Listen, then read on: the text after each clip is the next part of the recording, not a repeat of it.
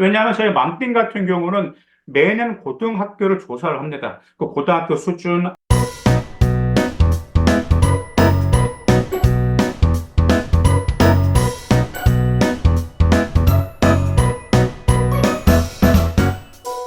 안녕하세요. 맘띵입니다. 오늘도 마찬가지로 의대 증원과 관련돼서요. 저 이렇게 방송으로 찾아뵙게 되었습니다. 저번에 이제 의대 증원에 관련돼서 방송 말씀드렸는데, 이제 계속해서 의대에 관련돼서 좀 문의가 좀 많이 있어서 또 어떤 문의와 또 어떤 것들이 있는 건지 제가 그 점에 대해서 말씀드리겠습니다. 저번에 이제 제가 방송 드렸을 때 이제 최종적으로 1,509명을 선발하겠다라고 그렇게 나왔었죠. 근데 딱 보게 되니까 시범 국립대 같은 경우는 최종 승인에서 절반밖에 받지를 못했어요. 근데 반면에 이제 메모드급으로 격상된 의대, 가천대 의대죠.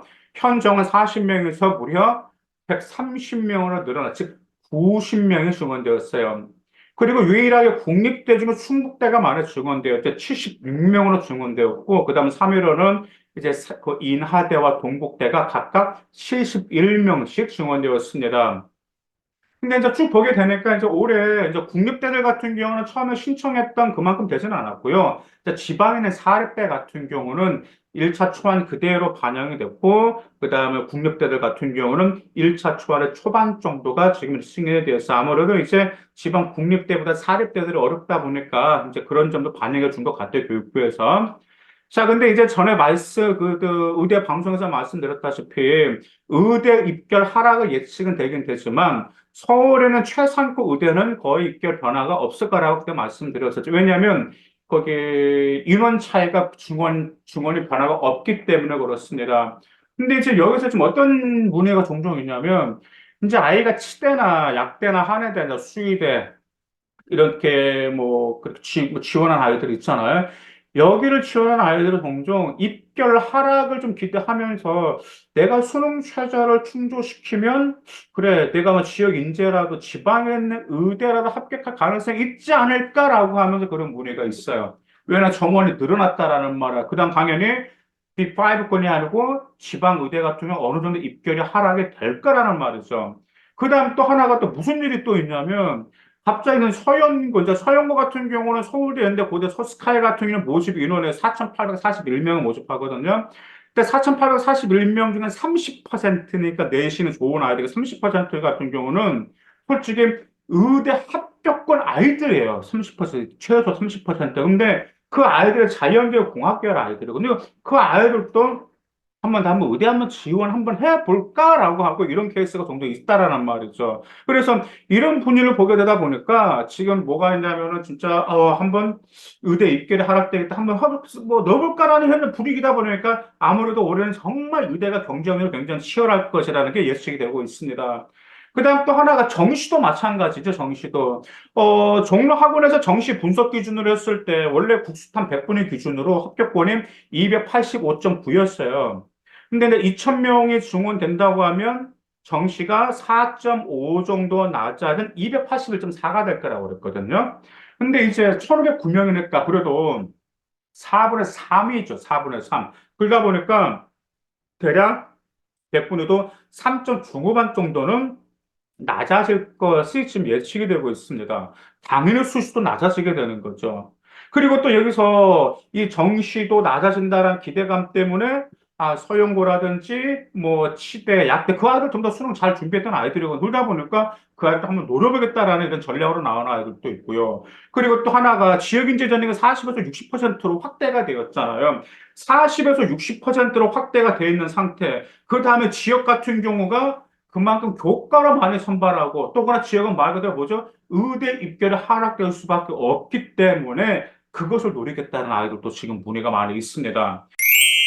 그 다음은 당연히 또 이것들은 뭐도 있죠. 전에 방송에서 말씀드렸지만, 우리 아이들을 지방, 뭐 충청도권 아니면 강원도권으로 아이를 전학을 보내서 거기서 지역 이제 전형 의대를 노려야 될 것 같은데, 이제 혹시 뭐 고등학교, 그 다음에 중학교, 뭐 우리 아이가 내신 따기 좋은 그런 학교 좀 추천해 달라는 분들이 계세요. 왜냐하면 저희 맘띵 같은 경우는 매년 고등학교를 조사를 합니다. 그 고등학교 수준, 아이 수준, 어떤 뭐 성취도라든지 평균이라든지 모든 걸 다 고려를 해서 이 학교는 좀 내신이 좀 따기가 수월한 학교인지 아닌지 이런 점들을 종종 고려하는데 이제 거기에 관련해서 아무래도 아이에게 유리한 고등학교를 보내서 대학교를 보내겠다라는 점이죠. 근데 저는 개인적으로 그래요. 이런 말씀을 하신 분들이 계시면 이전부터 말씀을 드립니다. 일단 이 아이가 어머님 계획대로 중학교 보내고 고등학교 착실히 보내서 의대를 가면 좋긴 좋겠지만 항상 변수가 있다라는 점을 고려하실 필요가 있다라는 점을 전해드립니다.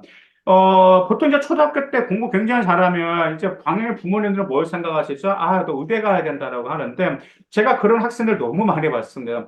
얘가 초등학교 때 공부를 잘했어요. 중학교 때도 공부 잘하기 때문에 얘는 의대를 보내야 되겠네요라고 했는데 그것을 고등학교 3학년 맞추고 의대에 들어갈 때까지 유지가 돼야 되는데 이게 유지가 안 된 상태에서 끝나버린 아이들이 있어요. 그러다 보니까 뭐 이것도 아니고 저것도 아니고 그런 아이들을 한두 명이 아니고 너무 많이 봤습니다. 그러다 보니까 일단 우리 아이가 정말 공부머리가 있는 건지, 일단 책을 읽고 사고력과 문해력이 뛰어난 아이인지, 그다음에 수학적을 정말 수학적 사고력과 수학적 감각이 좋은 건지, 뭐 이런 점들 좀 골고루 하시고, 그다음에 아이가 정말 그런 선호하는 건지 이런 점들을 좀 아주 객관적으로 평가할 필요가 있어요. 물론 당연히 학원 선생님들은 얘 수학 잘해요라고 하긴 하는데 제가 이제 쭉 보게 되면 그래요. 수학은 당연히 초등학교 때 잘하는 아이들도 학원에서 잘한다고 하죠. 중학교 때 잘해도 잘한다고 하는데 중학교 때 학업 역량이 고등학교 때까지 계속 이어질 것인가? 이때는 아예 공부 근성이 있어야 되거든요. 그러다 보니까 그 좀 더 한번 아이하고 한번 잘하면 좀 대화를 나누고 객관적으로 한번 평가를 해보라라고 이렇게 말씀을 드리고 있습니다. 그리고 나서 결정해도 늦지 않다라고 말씀을 드립니다. 자, 그 다음에 이제, 저 한 가지 또 이제 뭐 어떤 변수가 있냐면, 이제 올해, 엊그저께 한 상담이 왔더라고요. 서울대에 나온 직장인 분이죠. 27인가 26인데, 의대를 준비하겠다고 하시더라고요. 그래서 지금 어디를 좀 많이 뽑고, 자기는 수능으로 가야 되니까, 지금 어디를 많이 뽑고, 어디가 좀 입결이 좀 하락할 가능성이 있는 건지, 현재 그 점에 관련돼서도 종종 이제 물어보신 분들이 계세요. 그러다 보니까 좀 올해 같은 경우는 좀 많이 좀 치열해지고 있는데, 그 다음에 상가를 제가 좀 우려하는 게 또 하나 있어. 뭐가 있냐면, 현재 이제 의대가 확정이 되니까 이제 상담을 하게 돼요. 예비 고1부터 고등학교 1학년 때부터 의대를 준비를 합니다. 우리의 의대를 준비할 건데, 의대가 안 되면 어떻게 하실 거야? 라고 하면 이렇게 말해서, 의대가 안 되면 요즘은 치대나 약대나 뭐 하대나 하대 수의에다가 가면 되겠지. 왜냐, 어차피 의대 입결이 하락하면 그것도 입결이 하락하기 때문에죠. 근데 물론 그게 괜찮아요. 물론 사람이라는 게 계획대로 되긴 좋긴 좋은데 계획이 안 될 때의 경우를 대비를 해야 되겠죠. 근데 이런 점들이 있어요. 무엇이냐면, 그 아이들이 지금 고1 때부터 의학계를 준비하는 지금 현재 지금 늘어나고 있는데 그 아이들이 무슨 과목을 수준 생명과학과 화학에 당연히 필수 선택과목을 선택하게 됩니다. 왜냐하면 의대에서는 생투와 화투까지 완전 완벽하게 들어가야 되겠죠. 고급 생명과학 들어가는 학생 분명히 있을 거란 말이야. 근데 이 점을 한번 생각하셔야 돼요. 고1 때부터 고2 때부터 생명과 화학 쪽에서 의대를 마쳤던 아이들, 그다음 DNA, 뭐 크리스퍼9이라든지 뭐 치매, 알츠하이머, 신경계처럼 그쪽으로 심화시켰던 아이들이 딱 고3 때 봤더니 내신이 부족해서 의학계를 못 갔어. 그럼 그 아이들 어디를 갈까요? 네, 맞습니다. 생명과학 계열 쪽으로 전부 다 그쪽으로 가게 되는 거죠. 그러면 어떻게 될까요? 생명 관련 학과는 경쟁력이 또 치열할 수밖에 없다라는 점을 우리가 좀 어느 정도 짐작해 볼 수가 있어요. 한번 생각 한번 해보세요. 우리가 의대 갔을 때 약대 같은 경우는 학교가 아니고 학과를 보죠. 그래서 저기 지방에는 의대를 하더라도 합격하면 무조건 갑니다. 근데 이런 의학계를 제외한 나머지 학과들 무엇을 보고 가나던데 맞아요. 대학교 간판을 보고 간다라는 말이죠. 근데 이 아이들이 교과로도 거기 이런 의학계를 갈 수가 없어. 근데 학종으로는 그래도 서울권을 갈 수 있다는 그 학생 당연히 학종으로 지원을 해서 대학교를 높이려고 하기 때문에 당연히 그쪽은 한 2년, 한 내년, 내후년은 정말, 생명 관련 학과는 굉장히 좀 많이 좀 치열할 것 같다, 경쟁력이 치열할 것 같다라는 그렇게 좀, 예측이 되고 있기 때문에 이 정도 여러분들은 좀 약간 좀 잘, 거기 좀 반영하시고, 또 이런 분위기 속에 또 뭐가 하냐면, 빵꾸가 날 수도 있어요. 어떤 학과가 빵꾸가 나는 학과가 꼭 있어요. 그러다 보니까 그런 점들도 여러분들 한번 잘 한번 계산해 보시기 바라겠습니다.